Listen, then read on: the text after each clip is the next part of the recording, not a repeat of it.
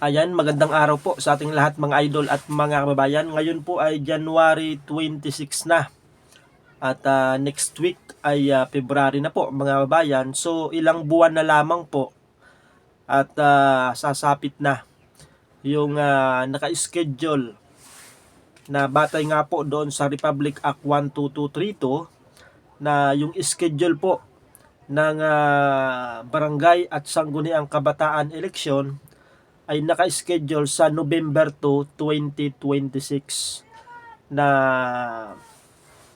kahit nga po All Souls Day yung November 2, ang sabi ng COMELEC ay tuloy na tuloy pa rin kahit po November 2 yan, All Souls Day, yun pong barangay at sangguniang kabataan eleksyon.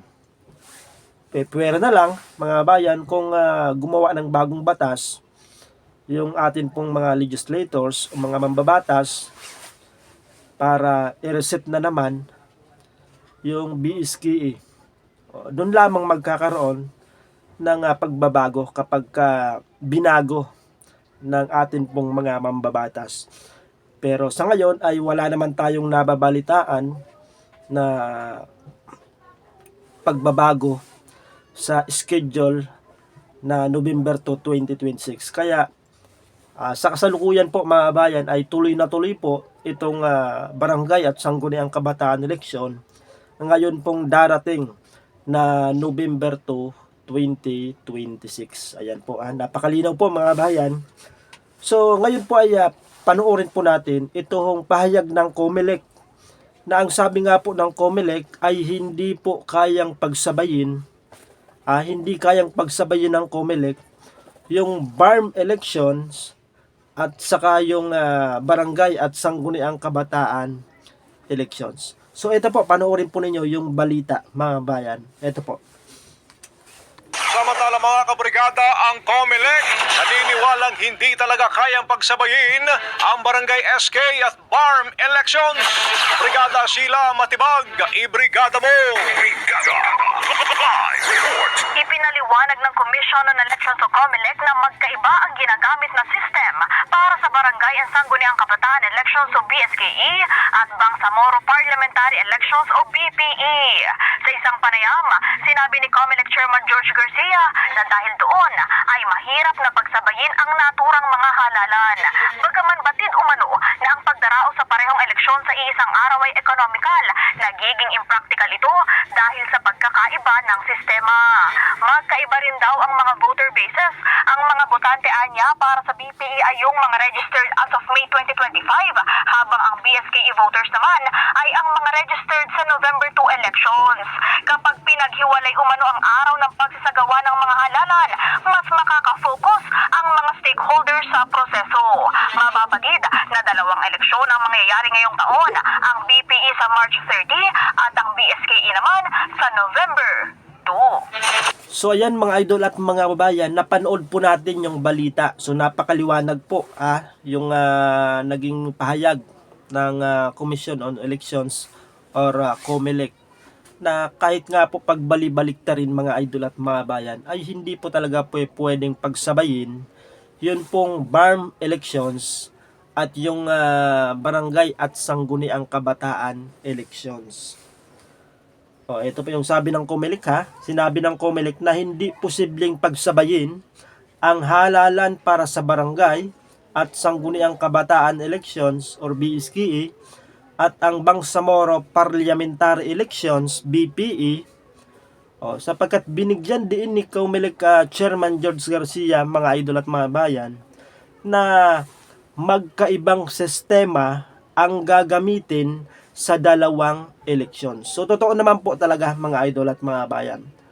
Automated o di makina ang BPE or Bangsamoro Parliamentary Elections habang manual naman yun pong barangay at sangguniang kabataan eleksyon. So napakalaki ng pagkakaiba ng sistema sa pagsasagawa ng halalan para sa BARM elections at sa BSKE mga bayan.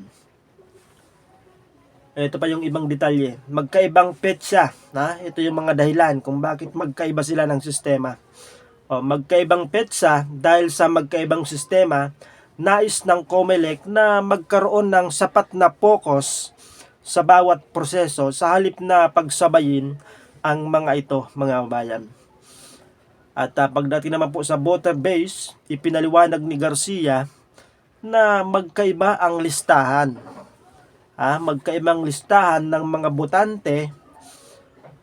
Ang mga botante ng Bangsamoro Parliamentary Elections ay ang mga rehistrado noong Mayo 2025. Sapagkat kung maalala natin mga kabayan, yung BPE ay dapat po nakasabay po yan noong midterm election noong Mayo 2025. Ikaso nga po, nireset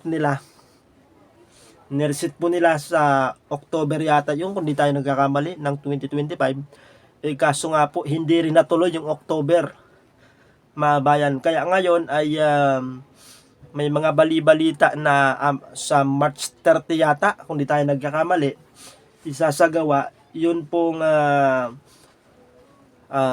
Bangsamoro Parliamentary Elections. Pero hindi pa natin sure sapagkat may ipinahayag muli yung COMELEC, itong si Chairman George Garcia, na hindi nila kayang isagawa yung Bangsamoro Parliamentary Elections ngayong darating na Marso. So, marereset naman yan. May mga bali-balita nga po na sa September 28 yata yon gagawin. Yun pong Bangsamoro Parliamentary Election. So, hindi matuloy-tuloy mga bayan. Hindi matuloy-tuloy itong Bangsamoro Parliamentary Elections. So, ngayon ay didikit na naman yung BPE, Bangsamoro Parliamentary Elections, doon sa BSKE. Kasi kung marereset yung Bangsamoro doon sa September, ilang buwan na lamang ay BSKE na, November. So, palagay natin magkakaroon naman yan ng mga implikasyon, mga paggalaw, mga pagbabago. Baka sabihin naman ng COMELEC ay hindi namin kayang kayang isagawa sapagkat medyo dikit. Hindi natin alam kung marereset naman, kung ano ba yung marereset, yung bang BSKA uurong sa 2027. Hindi natin alam mga bayan, kaya abang-abang lang po kayo sa mga balita patungkol po sa Bangsamoro Parliamentary Elections at sa BSKE mga bayan. Ipinaliwanag ni Garcia na magkaiba ang listahan ng mga botante. Ang mga botante sa BPE ay ang mga rehistrado noong Mayo 2025. Samantalang ang sa BSKE ay mga rehistrado para sa November 2026. Schedule ng BSKE ay nakatakdang ganapin sa November 2, 2026 mga idol at mga kababayan. So ang tanong, handa na ba lahat ng ating pong mga kakandidato, yung mga aspirants na talagang excited na tumakbo sa darating po na November 2, 2026? Sapagkat kung maalala nyo, nauro nga po o napuspon yung December 1 pang barangay at sangguniang kabataan elections dahil po sa ginawang batas na Republic Act 12232. So ngayon ay yung naka-schedule po ay November 2, 2026. So hindi natin alam kung mayroon pang mga pagbabago, kung gagawa muli ng batas yung ating pong mga mababatas para baguhin na naman yung schedule. Hindi natin alam. Kaya abang-abang lang po kayo mga bayan patungkol po sa usapin ng barangay at sangguniang kabataan elections. So sa ngayon ay dito muna yung ating update patungkol po sa halalang pambarangay at sa Bangsamoro Parliamentary Elections. Ayan. Maraming salamat po sa inyong panonood at ingat po tayo lahat, mga idol at mga bayan.